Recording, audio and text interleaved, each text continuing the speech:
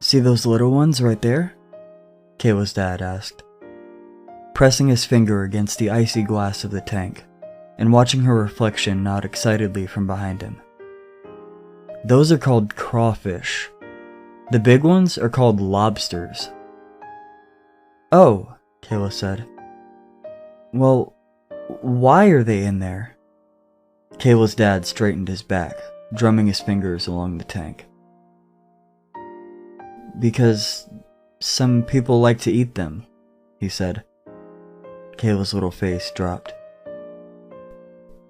But why are they gonna eat them? She asked, scooting closer to the tank, enough for her nose to feel the chill from the glass. Because they taste yummy. That's all, sweetie. But they didn't do anything bad, did they? No, Kayla's dad said, bending on a knee to face her at eye level. They're nice animals, just sometimes... Well, just because they're nice doesn't mean they can't be food. Chickens are nice, but you love chicken nuggets, right? The disheartened little girl nodded to her father. Come on, let's go back to Mom, he said, scooping up his daughter in his arms and carrying her back to the table. It was a quaint little Cajun place off the main highway. Not too shabby, limited seating, but good food. Places like these always draw in eccentrics from every walk of life. Case in point, the table directly across from Kayla's family. Two middle-aged men munching down on some shrimp. Look, I'm just saying, you shouldn't jump to conclusions. Maybe Bryce had no idea it was spiked. Yes, he did. I'm telling you, that man's trouble. Jordan dunked another shrimp back into the cocktail sauce, sucking it down. Well then, let's rough him up. Dude's got 10 fingers and toes, doesn't he? Daryl shook his head, sipping on his Bloody Mary and wagging his finger. I don't know, man. That's some seriously bad juju. What in the hell is jujuce? You don't... Daryl stopped himself from another headache. Juju. Juju is like... if you do bad, you get bad. You get me? So, like karma? Yeah, like karma. Then just say karma. It's not exactly the same, but fine. Point is, if we're gonna rack up some bad juju, we gotta balance it out with good juju. Jordan stopped midway through plucking his fingers with his mouth.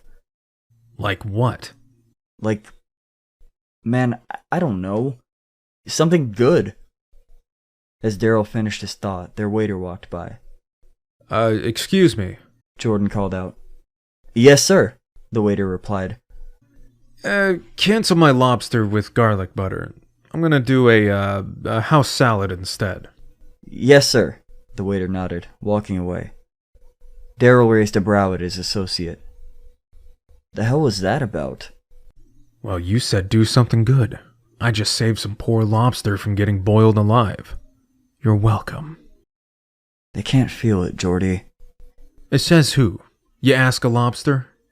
Daryl rolled his eyes until they were caught on the small family seated across from them. He grinned intently when he noticed Kayla's mom.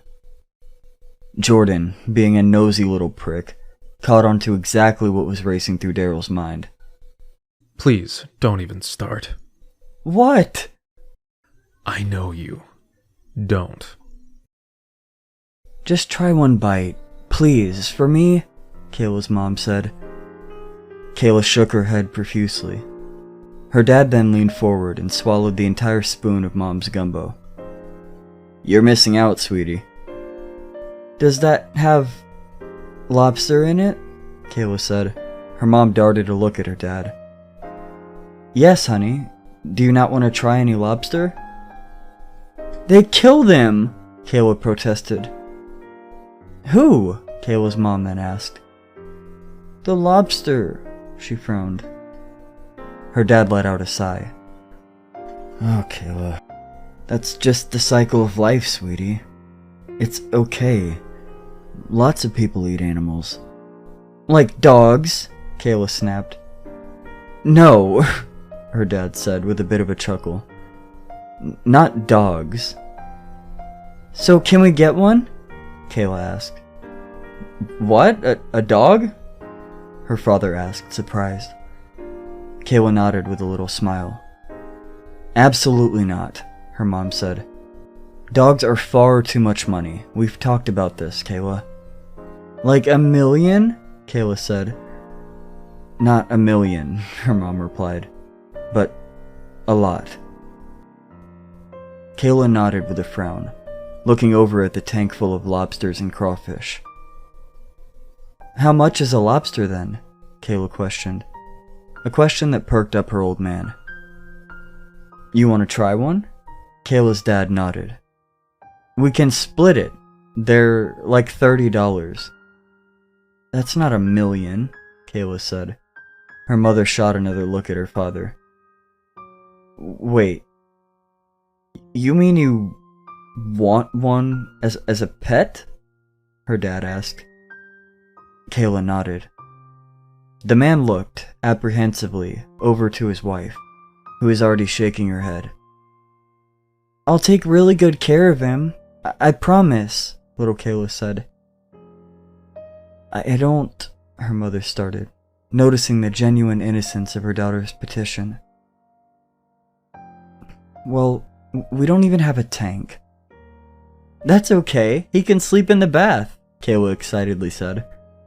No, her dad said. We'll get a tank for him. He smiled, turning to his wife and ushering over the waiter. Daryl and Jordan watched as the waiter came over, escorted the family over to the lobster tank, and picked out the biggest lobster there was. The hell? Look, Daryl interrupted, pointing at the squirming crustacean. It's your lunch. He broke out laughing. Wait, are they taking a live one home? You realize how much that cost? Daryl nodded, eyeing Kayla's mother as she helped her daughter hold up the heavy box, loaded with the live critter. It's a shit ton of money. Those people must be loaded as hell. Yeah, Jordan said, staring down his half-eaten house salad. You know there's more where that came from. Daryl looked back to Jordan, who was already giving him the look. They knew what they were about to do. The ride home was bumpy. No more than usual, of course, but for a live lobster, it was the longest car ride of its existence. And for its new owner, it was the anticipation of a lifetime, a first pet being brought home. Mom, can he eat chocolate? Kayla said, pulling a tiny M&M from between the car seats. No, I don't think so, baby, she said, turning to her daughter. What's his name, anyway? Kayla thought for a long minute, listening to the large lobster tap around in the cardboard on her lap. As she listened, her father began twisting the radio dial, turning up the song that was playing. Rock Lobster by the B-52s. You remember this one, Kay? Her dad asked from the back seat. This song's from when Daddy was young. Rock Lobster, it's called. He smiled. And that's when Kayla lit up with an idea. Rocky, she said. I'll call him Rocky. Good idea, her mother replied. Little did Kayla, her mom, dad, or Rocky know that tailing just behind them in a black SUV was Daryl and Jordan. Too distracted by the new pet, the unsuspecting family had no idea that any harm was coming for them. This blissful ignorance, though, would soon run out. How's Rocky doing, sweetie?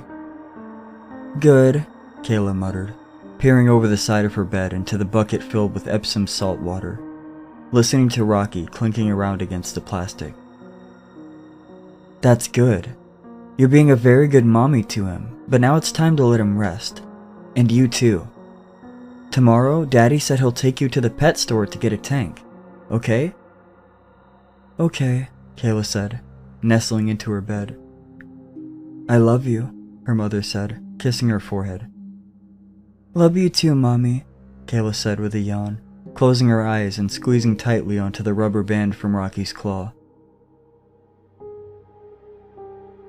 Kayla awoke to a thud, too loud to be Rocky. Maybe it was Dad.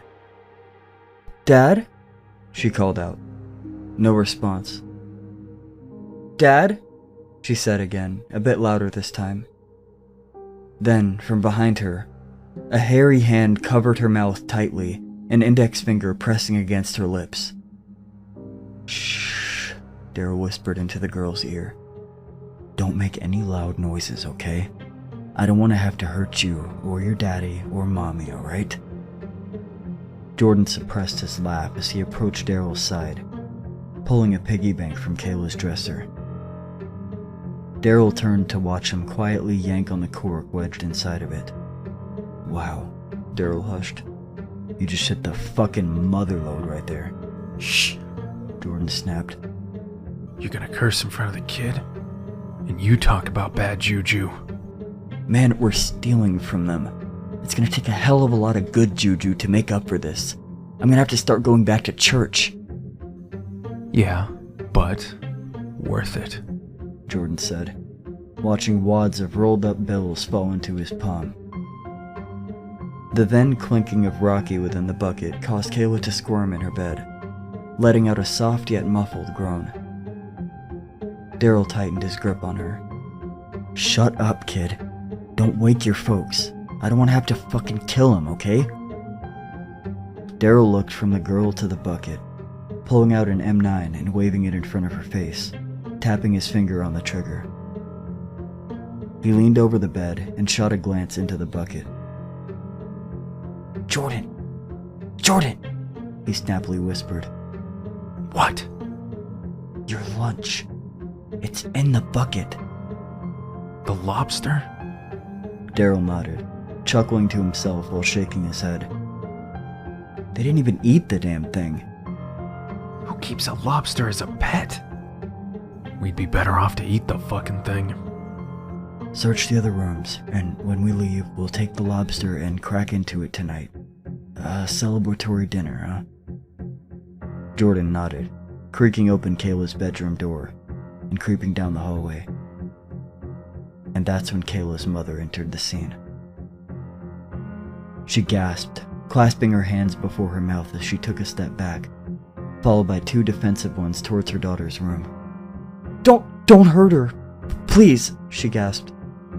My husband..." Your husband ain't gonna do shit. He waved his gun in her face. Now, at this point, hearing the light commotion, Daryl emerged in the doorway of Kayla's room, focusing through the darkness on Mrs. Kayla's mom. He grinned. "Please, we'll do anything. We have money." Oh, we know you have money. "But how about we talk about this anything you mentioned?" Daryl hissed as he descended the hallway toward her, creeping his eyes along her body. "Yes, anything. Just don't hurt her." "I think," Daryl grinned, huffing a hot breath in her face, "you and I have very different definitions of anything." Growing tired of Daryl's games, Jordan poked his head into the parents' bedroom, noting the still sleeping husband, mouth agape. He crept in, opening drawers and cabinets, and eventually finding Kayla's dad's wallet. He shook his head in disappointment, returning to the hallway, where Daryl, horny as hell, was nibbling on the mother's neck, gun pressed against her belly with one hand, removing her wedding band with the other. Call it superstition, but Daryl wouldn't nibble a married woman. At least, not one with the band still on. It's a bust. They don't have shit. I got the dad's wallet, though. "Can't you see I'm busy?" Busy or not, I think there's enough in here to pay Bryce. "I don't give a rat's ass about Bryce. That shit is ours," Daryl said, letting go of the woman and taking the wallet in his hands. Jordan shrugged by him and approached the woman. So, lady, who'd you see here tonight? The woman caught his eyes and caught on. Nobody." Good answer. "Jordan," Daryl said, shoving the wallet into his pocket. "Don't forget our dinner," he said, nodding to Kayla's room. Jordan agreed and, with a quick trot into the room, He lifted the bucket and glanced over to the little girl. Don't worry. Your little buddy in here is in good hands. The ride back to the apartment was bumpy, accentuated by the sloshing of salt water coming from within the bucket clenched between Daryl's thighs.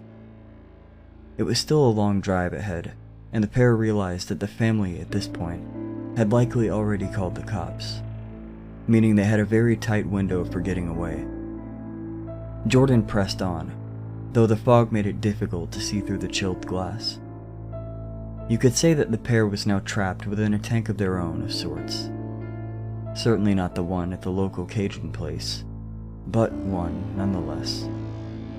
Daryl stared at his reflection in the glass, holding up his hand, dressed in the woman's wedding band. The hell is that? Nothing. Is that the lady's wedding ring? Yeah. Nice. That's a few grand right there. Let me see it. Daryl nodded, pulling the ring from his finger and extending it toward Jordan. As he did, however, a thud from underneath the car sent the slippery, sweaty ring right into the bucket. It was Rocky's ring now. "Oh shit," Daryl said, looking into the bucket. Well, get it before that thing eats it or some shit. Daryl plunged his hand into the icy water, fishing around for the ring. "Got it!" As he pinched the ring, Rocky the lobster found a score of his own, clasping down on Daryl's index finger and cracking straight through the bone to the other side, leaving nothing but a dangling wad of flesh to squirm around in the blood-filled water. Daryl shrieked in agony as the lobster tightened its grip, forcing his other hand to go plunging into the bloodbath and pulling the large lobster's claw apart. Holy shit! Jordan shouted, turning to face Daryl and gripping the steering wheel hard. Daryl, what the fuck? And that's when everything went dark. 70, maybe 75 miles an hour on the highway, plus one really pissed off lobster, equals 2 crooks into the side of a northern oak. Jordan lifted his blood-spattered head from the glass-covered steering wheel, trying his best to forcefully focus on Daryl. Daryl! Daryl! Daryl was still alive, though not for long. He had too much blood in his mouth to speak. He spit it out onto the dash as he grit his teeth. "Bad juju," was all he could sputter. Jordan shook his head against the glass with the rest of his strength. No, man. There ain't no juju. We did this shit to ourselves. Jordan dropped right then and there. The police arrived at the scene shortly thereafter. They were already on the pair's trail when they found 3/4 of an SUV mounted into an oak tree. It was safe to assume they found them. It was an odd scene, to say the least. 4 pounds of spiked methamphetamine under the back seat, a coating of blood-laced saltwater on the floor, a wedding band and severed finger resting underneath the passenger's seat, and, of course, a lobster named Rocky, still very much alive in the back seat, and maybe feeling minimal pain.